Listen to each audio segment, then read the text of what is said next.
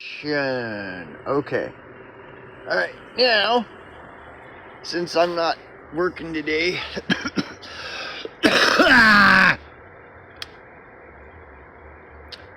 yep, let's see. Oh, yeah. So what I wanted to go into in this video, I wanted to say first, though, there's a lot. I could go more and more into this, sheeple subject.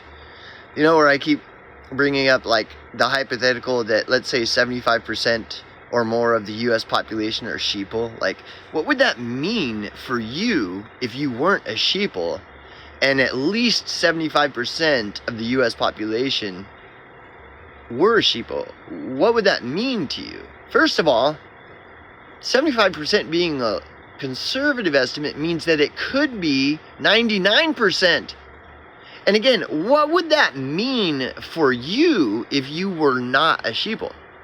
Would you just be like, even though that's the case, you would be married and your wife is not a sheeple and you're not a sheeple, and then your children, that you had children and those children are not sheeple, and you all just have it all perfect. You got it all perfectly perfect because you're just some kind of superior, you're more superior than your average non-sheeple, whereas many, many if not most non-sheeple are not having romantic relationships and marriage and children with other non-sheeple. Most non-sheeple are just finding themselves alone because statistically the chances of meeting someone else that isn't a sheeple are extremely low, especially if 75% is a conservative estimate, and it could be 87.999%. And what would that mean for you if you're not a sheeple? Would you just be having it all going on, and you got your house and your career and your non-sheeple wife and your non-sheeple children and everything, and you just like Billy Badass swinging that dick all day long? Look at me, even though the odds are against me. Look at how great I've done. Aren't I so awesome? Would that be the case? See, what would be statistically, what would be the chances of something like that in said scenario? Well, it would be pretty much non-existent. It might be, if you're lucky, 0.0001% of, and you see what I'm saying? Like, it's totally insane is what it is. It's all totally insane. So I could, have a channel and where I just dick swing all day, where I say, look at me, I'm not a sheeple, my wife's not a sheeple, my children aren't sheeple, we have a nice house, look at me, I'm doing all this cool stuff and everything, look at me, look at how awesome I am. Well, but isn't that the whole sheeple mentality? Isn't that what sheeple do? Like, that's what all these platforms are about, like Facebook and Instagram and everything, is just to take pictures of myself. Look at how awesome I'm doing. Well, wouldn't you be like a sheeple if you are using platforms to say, look at me, I'm not a sheeple, and neither is my wife, neither are my children, and look at us, we're all doing great, and the whole world is just falling apart all around us, and look at us, look at me. Do you want to see how big my dick is? Let's swing it around. Let's get it swinging. But isn't that what sheeple do? I thought that's what sheeple do. Anyways, but this whole subject of sheeple, you could just go on and on.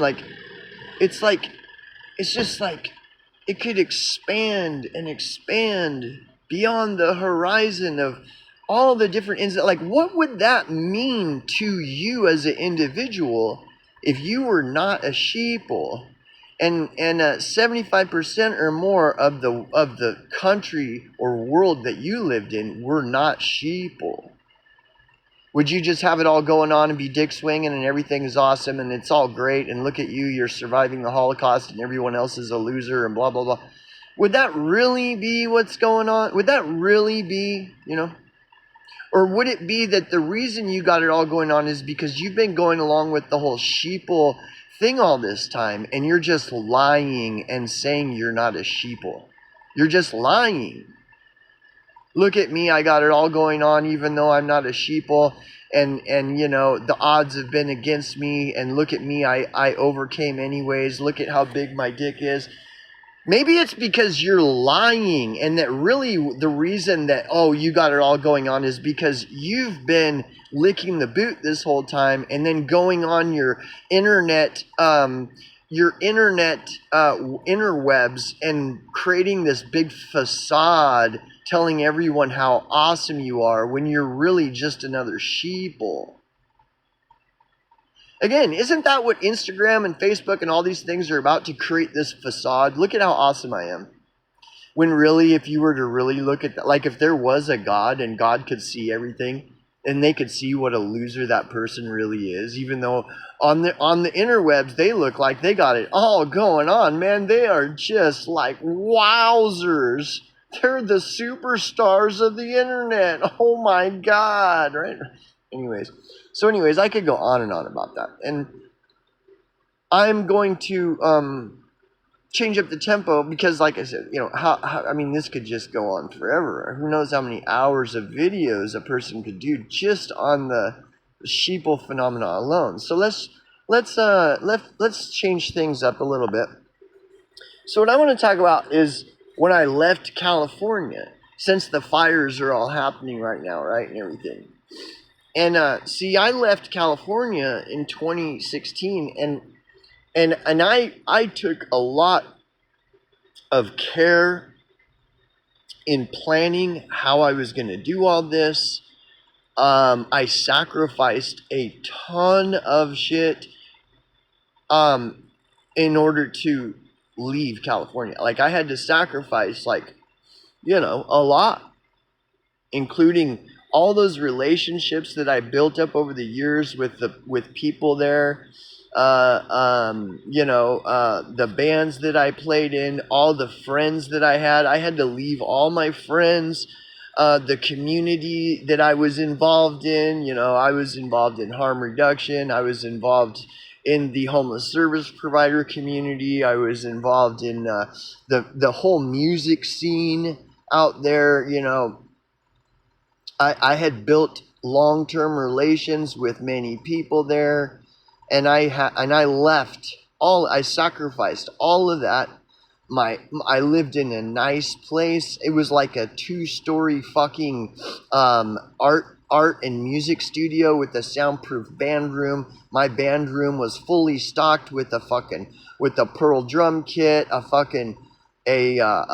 bass rig the size of a large refrigerator, you know, guitar amps, guitars, basses, you know, I was doing generally well. And in 2016, I looked at everything and I said, dude, no way. I got to get the fuck out of here, bro. Like, this is pure insanity, because I had seen it all. I've seen it all in California. I've seen everything about it, dude. I know it inside out, backwards, forwards, upside down. I know what the fuck is going on out there. And again, like I pointed out, you got all these armchair experts that don't know shit about anything going on in California, but they're always the ones blabbering on and on about how much they know about any and everything. So whatever. But anyways, having to leave California because of all of this stuff that you know, what have we seen in California since 2016 and 2017? You know, the fiery but mostly peaceful protests, the nonstop fucking every year fucking fires all over the place, homelessness, which is something nobody pays any attention to, has totally like exploded, is way worse than it was when I left there. Believe it or not. I don't care if you believe me or not. I mean, it's not that hard to find out the truth about homelessness in California from 2016 until now. It's way worse. They're everywhere. It's totally insane. Like, everything about California it's like, dude, Would it really surprise you if there was an earthquake today and half of the state of California fell into the ocean? Would that really surprise you? Maybe it would you. I don't know, but it wouldn't surprise me. If half of California went up in flames, would that really surprise you? Because it wouldn't surprise me. That's why I left. And I had to leave all my friends, all my contacts, my career, all the different things that I had going on, bands, the music community I was involved with, all the shit that I had built up over decades. I had to just cut ties with all of it and fucking move into my minivan and drive away. Not even knowing where in the fuck I'm going. And that's what I did. And dude, the reason I want to point this out is because, dude, it is a lot harder than I thought. Okay, because so like when I was in California and I had built up all these relations with all these people over 2 decades, I was like heavily involved in the music scene. So like people knew my bands, people knew, I was known, like people knew me, and people in the homeless service provider field, people knew me because I was totally down for the cause of homelessness. In the music community, people knew me because I was totally down with the music community and contributing to music, local music. I was totally down with the harm reduction community, doing needle exchange and shit like this over like 2 decades. So lots of people got to know me and I got to know lots of people. And I left all of it. That's not that easy to do. And it's harder than I thought, which is weird. Because when people get to know you and stuff, and then you just go to you're like, you leave that and you enter a strange land where you're a stranger in a strange land. Nobody knows anything about you.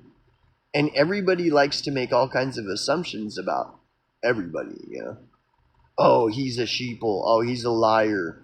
Oh, he's a Mossad agent. Oh, oh, he's a drug dealer.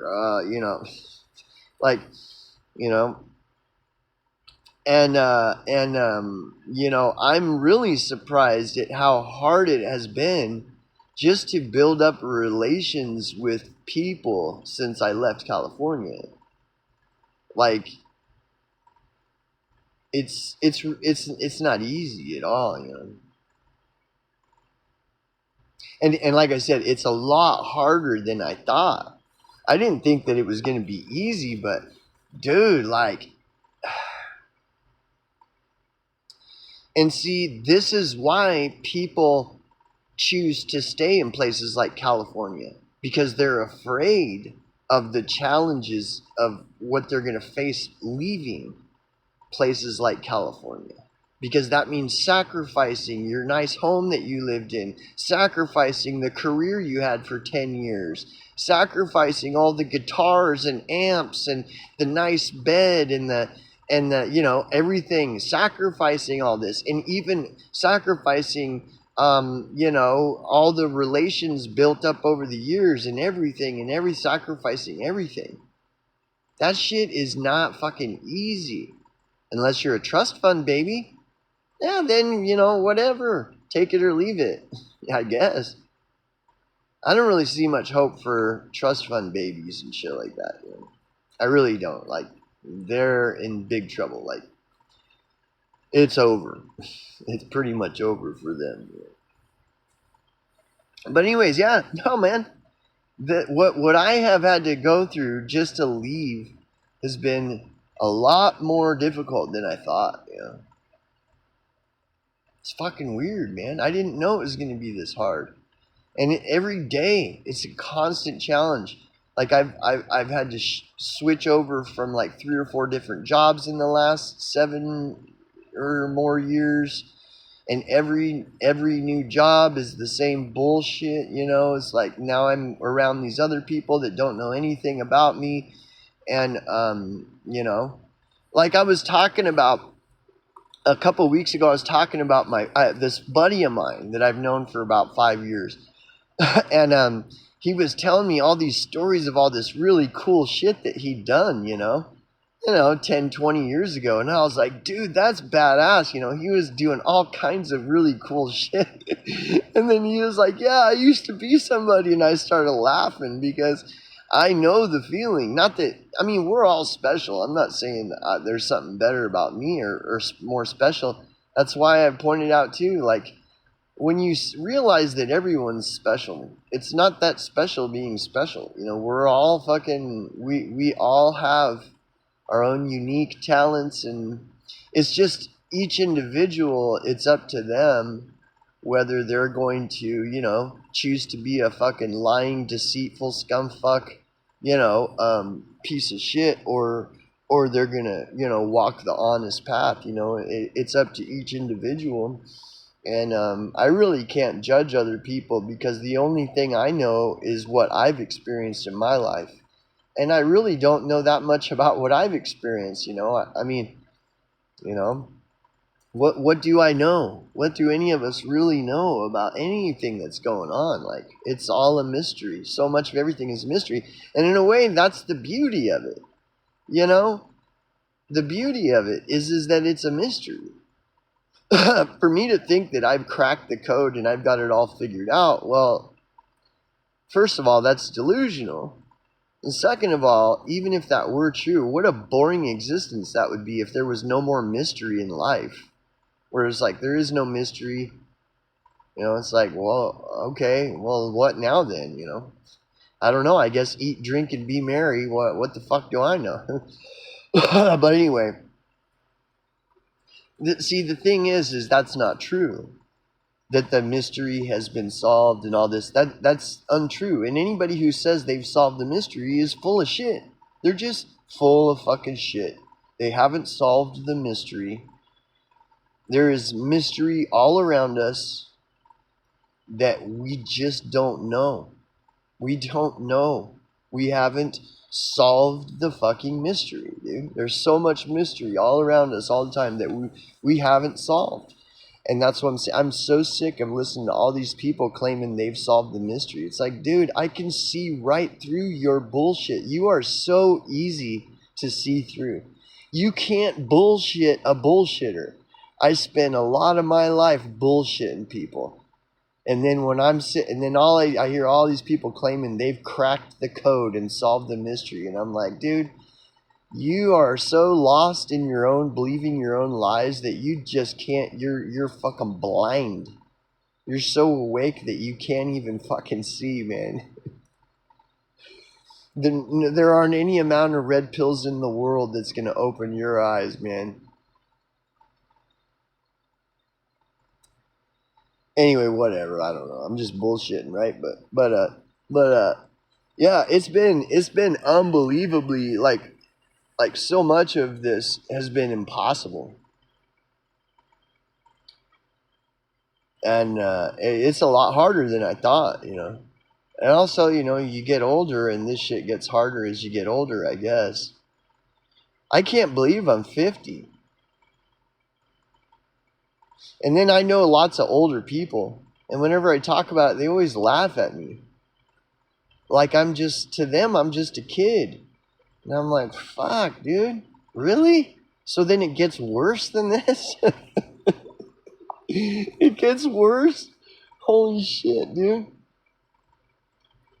But, I don't know, you know.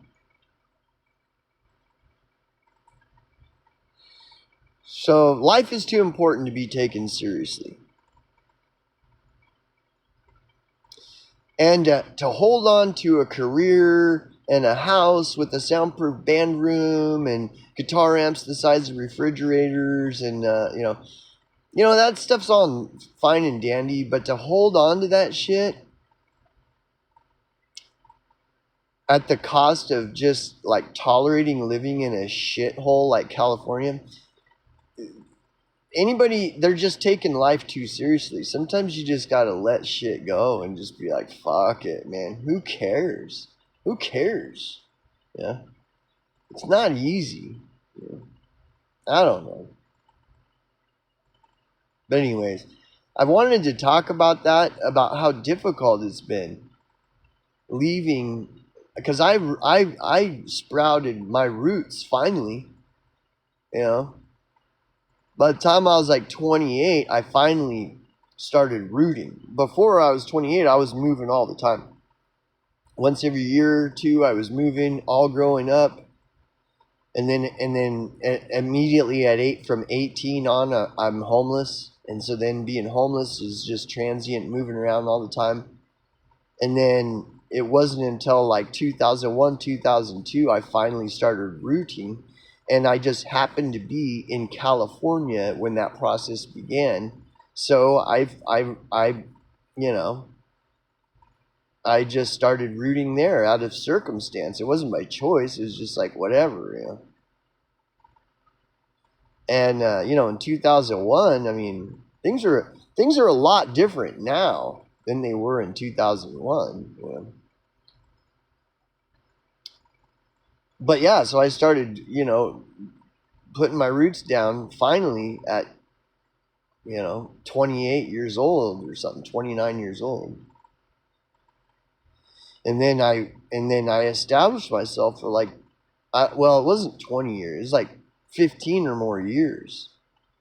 And again, being heavily involved in the music scene, heavily involved in all types of different community stuff, you know, and building relations with people in the music community and the fucking all these different types of community stuff. And you know, and it was good until it wasn't. And then when it wasn't, I started looking at everything. It's like, what is going on, right? I mean, I was looking at it before, and it was very perplexing. I just wasn't sure what to do. And so I had to spend a lot of time observing all this. And then finally, I just had to make a decision. Sometimes you just have to make a decision, you know, and then act on it, you know. And I had become so perplexed by 2016 that I realized it's like the time for trying to figure shit out is over. It's time to make a decision. Either fucking stay or leave. And I thought about it and I was like, yeah, fuck it. I got nothing to lose. I'm leaving. Fuck it. What do I got to lose, you know? Fuck it. And so I sold everything, and what I couldn't sell, I gave away, moved into my minivan, and hit the road heading east away from out of California. And it has been a lot more difficult than I thought it would be. The biggest difficulty is relations with others. Like, people are just totally insane, and that's just the way it is. I'm powerless over all this insanity.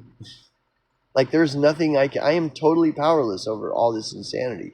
The only power I have over it is to keep myself as sane as possible amidst all this insanity. That's the only power. Other than that, all this external insanity going on outside of me, I am completely powerless over it.